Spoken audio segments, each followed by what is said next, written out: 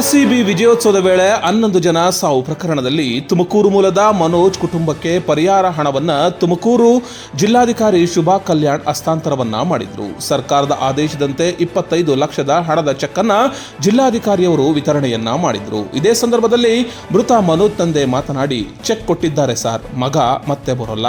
Check ಕೊಟ್ಟರೆ ಮಗ ಬರ್ತಾನ ಸರ್, ಇದ್ದೋನು ಒಬ್ಬನೇ ಮಗ.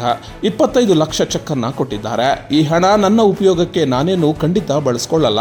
ನನ್ನ ಮಗಳು ಅವರ ಅಮ್ಮನ ಅಕೌಂಟ್ಗೆ ಹಾಕುತ್ತೇನೆ, ಅವರ ಜೀವನಾಂಶಕ್ಕೆ ಹಣವನ್ನ ಇಡುತ್ತೇನೆ ಎಂದು ಬೇಸರವನ್ನ ವ್ಯಕ್ತಪಡಿಸಿದ್ದಾರೆ. ತಾರೀಕು ಜೂನ್ ತಿಂಗಳಲ್ಲಿ ನಮ್ಮ ಬ್ಯಾಂಗ್ಳೂರು ಚಿನ್ನಸ್ವಾಮಿ ಸ್ಟೇಡಿಯಮಲ್ಲಿ ಏನು ಒಂದು ಸ್ಟ್ಯಾಂಪೀಡ್ ಆಗಿದೆ.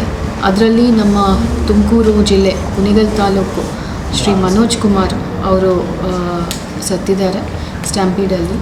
ಸೊ CM ರಿಲೀಫ್ ಫಂಡಿಂದ ಇವತ್ತು ನಮಗೆ 25 ಲಕ್ಷ ತಕ್ಷಣ ಜಿಲ್ಲಾಧಿಕಾರಿಗಳ PD ಖಾತೆಯಿಂದ ಅವರಿಗೆ ಒಂದು ರಿಲೀಫ್ ಫಂಡ್ ಕೊಡಬೇಕು ಅಂತ ನಿರ್ದೇಶನ ಬಂದಿದೆ. ತಕ್ಷಣ ನಾವು ಜಿಲ್ಲಾಧಿಕಾರಿಗಳ PD ಖಾತೆಯಿಂದ 25 ಲಕ್ಷ ಚೆಕ್ಕನ್ನು ಮನೋಜ್ ಕುಮಾರ್ ಅವರ ತಂದೆ ಶ್ರೀ ದೇವರಾಜ್ ಅವರಿಗೆ ಕರೆಸಿ ನಾವು ಇವತ್ತು ಅವರಿಗೆ ಕೊಟ್ಟಿದ್ದೀವಿ. ಮನೋಜ್ ಕುಮಾರ್ ಅವರ ಆತ್ಮಕ್ಕೆ ಶಾಂತಿ ಸಿಗಲಿ ಅಂತ ನಾನು ಈ ಸಂದರ್ಭದಲ್ಲಿ ಹೇಳೋಕ್ಕೆ ನಾನು ಇಷ್ಟಪಡ್ತೀನಿ. ಚೆಕ್ ಕೊಟ್ಟಿದ್ರು ಸರ್, ಮಗ ಬರೋದಿಲ್ಲ ಸರ್. ಎಷ್ಟೇ ಕೊಟ್ಟರು ಮಗ ಬರ್ತಾನೆ ಸರ್. ಇದ್ದನು ಒಬ್ಬನೇ ಮಗ ಸರ್ ಇದ್ದಿದ್ದು, ಅವನಿಗೆ ಬರ್ತಾನೆ ಸರ್. ಮತ್ತೆ ಚೆಕ್ ಕೊಟ್ಟರು. ಎಷ್ಟು ಕೊಟ್ಟಿದ್ದಾರೆ? 25 ಲಕ್ಷ ಕೊಟ್ಟಿದ್ದಾರೆ. ಏನು ಹೇಳ್ತೀರಾ ಸರ್, ಈ ಹಣ ಇವಾಗ ನಿಮಗೆ ಉಪಯೋಗ ಆಗುತ್ತಾ ಸರ್? ಇದು ನನ್ನ ಉಪಯೋಗ ನಾನು ಏನು ಮಾಡ್ಕೊಳ್ಳಲ್ಲ ಸರ್. ಇದು ಮಗಳಿಗೂ ಅವ್ರ ಅಮ್ಮಂಗೂ ಅವ್ರ ಅಕೌಂಟ್ಗೆ ಹಾಕ್ಬಿಟ್ಟೆ ಅವ್ರ ಜೀವನಾಂಶಕ್ಕೆ ಹಂಗೆ ಇಟ್ಟಿರ್ತೀನಿ ಸರ್. ನಾನು ಇದೇನು 1 ರೂಪಾಯಿನೂ ಖರ್ಚು ಮಾಡ್ಕೊಳ್ಳಲ್ಲ ಸರ್.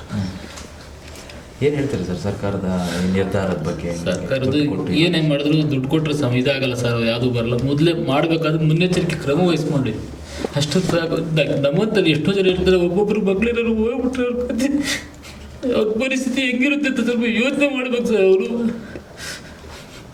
ನಮಗೆ ಒಬ್ಬನೇ ಮಗ ಸರ್, ಒಬ್ಬನೇ ಮಗಳು ಇದ್ದಿದ್ದು. ಮಗ ಇನ್ನೊಂದು ವರ್ಷ ಅಷ್ಟೇ, 2 ವರ್ಷ ಮುಗಿಯೋದು, ಎಜುಕೇಷನ್ ಮುಗಿಯೋದು. ಅವ್ರ ಕೆಲಸಗಳೆಲ್ಲ ಚೆನ್ನಾಗಿರೋದು. ನನಗೂ ಬೆನ್ನೆಲುಬಾಗಿ ನಿಂತ್ಕೊಳ್ತಾ ನನಗೂ ಆಸೆ ಇದೆ.